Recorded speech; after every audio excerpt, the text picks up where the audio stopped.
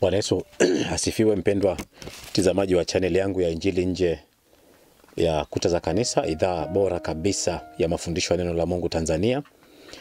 Ni kiu yangu kuendelea pamoja nawe katika masomo ambayo tunajifunza, na ninaamini kwamba tutakapokuwa tumemaliza mambo ya msingi na kulaza kanuni bora kabisa kuhusu Biblia, tutakuwa na uwezo sawa kujifunza mambo mengine ambayo ni bora kabisa katika ulimwengu wa kiroho, bora kabisa kama alivyomwambia Paulo Timotheo kwamba mazoezi ya mwili yanafaa, lakini mazoezi ya roho ama mazoezi ya kiroho yanafaa kwa vitu vyote, yani kwa wakati wote. Bwana Yesu asifiwe sana. Kwa hiyo nimekuwa na kipindi na natamani tuendelee kujifunza, na hii nataka niweke kwenye somo la ushauri wangu wa bure. Huwa napenda kumshauri mtu. Ushauri wa bure kabisa. Siku hizi unapotaka kwenda kwa mtu akakushauri unalipia. Consultation, you pay for it my friend. Kwa hiyo mnafanya appointment, mnakubaliana juu ya jambo gani, unakaa na mtu masaa mawili, saa moja, anafanya vitu atakavyoweza kufanya kwa ajili yako, unamlipa. Whether kile kitu kime yield positive indication ama impact kwenye maisha yako ama hapana, hiyo ni la kwako, lakini wewe utalipa kwa huduma ambayo amefanya. Mimi natoa ushauri huu bure.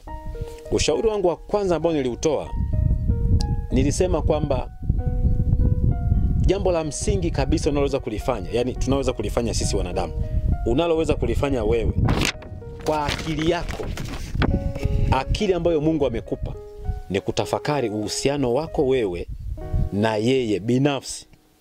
Yani hivyo vitu ni lazima. Tafakari sana kila siku. Unapopata muda, tafakari uhusiano wako na Mungu wako. Tafakari sana. Tunapoenda kwenye huduma za kwenda kuwalaza wapendwa wetu kwenye nyumba yao ya kudumu ya milele, yeye anakuwa amemaliza. Na katika ibada ile huwa napenda sana, huwa wanasema kwenye maombi fulani na kwamba wanaomba alafu wanaombea na yoyote atakayekuwa wa kwanza kuitwa kwenye kusanyiko lile, kwa sababu baada ya kumlaza yule yuko anayefuatia kwenye kusanyiko lile. Kwa hiyo tunamuombea na huyo pia. Kwa hiyo ushauri wangu wa kwanza ulikuwa ni tafakari sana, kwa sababu siku itakapofika, sio wewe, sio ajira yako, sio wafanyakazi wenzio, sio ndugu zako, sio marafiki, sio pesa zako, sio utajiri, sio jina lako, sio chochote kitakachokusaidia. Utasimama wewe kama ulivyo na Mungu wako aliyekuumba.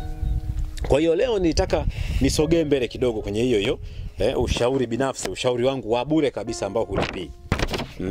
Ni kwamba jenga sana mahusiano yako. Ya kwanza ilikuwa ni kutafakari uhusiano wako, lakini hii ya pili ni jenga uhusiano wako. Huwa nawaambia watu, huwezi kuwa na uhusiano, huwezi kuwa na rafiki ama na urafiki na mtu usiyekuwa na uhusiano naye. Yani unaweza ukawa ni uhusiano wa kielimu, uhusiano wa kilimo, uhusiano wa kibiashara, uhusiano wa mambo ya kidini na mambo kama hayo, lakini pale katikati pale kuna kahusiano kana kuunganisha wewe na huyu mwingine kuweza kuzungumza lugha moja. Sasa tafakari sana uhusiano wako na Mungu. Lakini hili ni kwamba natamani watu waweze, ama ningeweza kukushauri kwamba huwezi kuwa na mahusiano ama na urafiki moja na mtu usiyemjua ama kumfahamu. Haiwezekaniki kabisa. Ni kama mimi nilipo hapa, inawezekanika kuna mtu yuko upande wa pili na simjui, na ikitokea yule mtu kwamba nimetokea kumjua simfahamu, siwezi kuwa na uhusiano na huyo mtu. Lakini jambo la pili, hii ni sababu ya kuzingatia sana mahusiano yako na Mungu. Yani ile unatafakari, lakini hii jenga sasa uhusiano, vibrant relationship with Jesus. Ni lazima kuwe na mahusiano yenye mashiko na Mungu wako.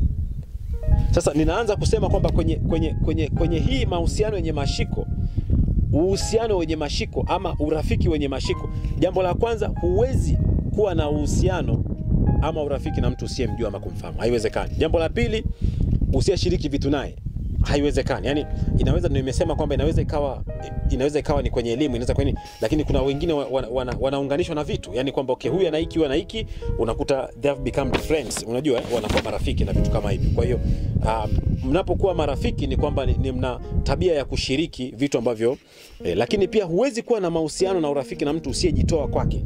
Ni lazima ujitoe. Kuna kiwango fulani cha kujitoa kwa mtu ili naye ajitoe kwa ajili yako. Lakini huwezi kuwa na mahusiano yenye mashiko ama urafiki wenye mashiko na mtu kama huwezi kutumia muda wako pamoja naye. Unatumia muda wako pamoja naye. Bwana Yesu asifiwe sana.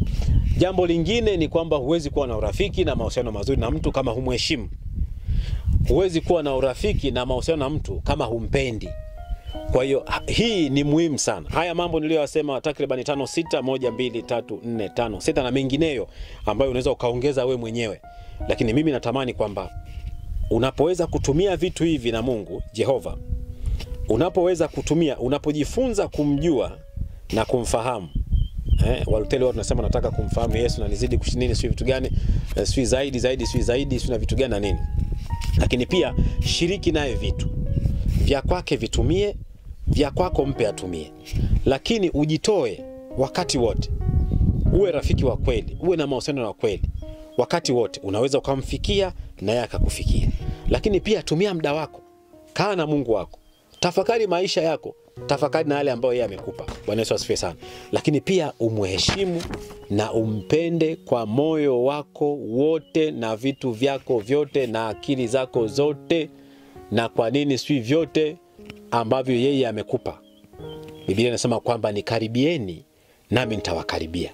Sehemu nyingine anasema nawapenda wale wanipendao. Bwana Yesu asifiwe sana. Kwa hiyo huo ni ushauri wangu wa bure. How to create and establish a vibrant relationship with Jesus. Huwezi kuwa na mahusiano yenye mashiko kama ufanye hivi vitu. Basi kwa leo itoshe, na uwe ushauri wangu. Mungu akusaidie na akuongoze kuijua ile kweli yake. Bwana Yesu asifiwe sana.